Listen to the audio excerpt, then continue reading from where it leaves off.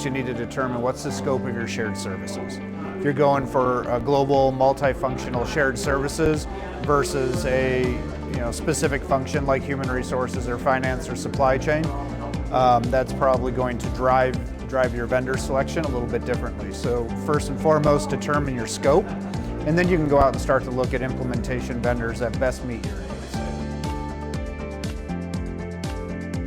Health and wellness is top of mind for all organizations, more specifically now post-pandemic, and just people finding that right balance.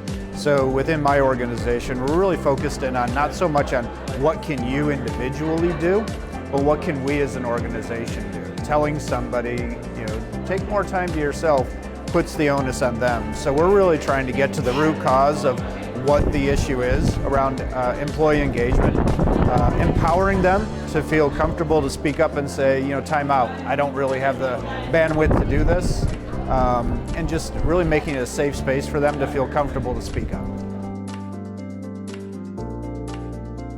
Unfortunately, the challenges that we had early on are still seen today, and it really revolves around as you go to a hybrid model, you have people at home, and you now have competing priorities for their attention and their time.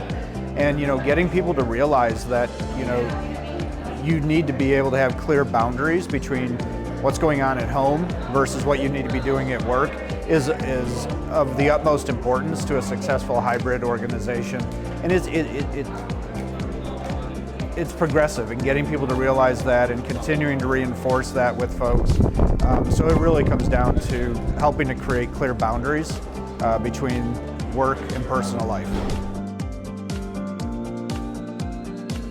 Higher education is a really high-touch industry. They're not like a typical, even a healthcare organization where, they kind of adapt to change and they're really invested in continuous improvement. The higher education is going to require a lot more change management. It's going to require a lot more high touch. It's going to require a lot more stakeholder engagement.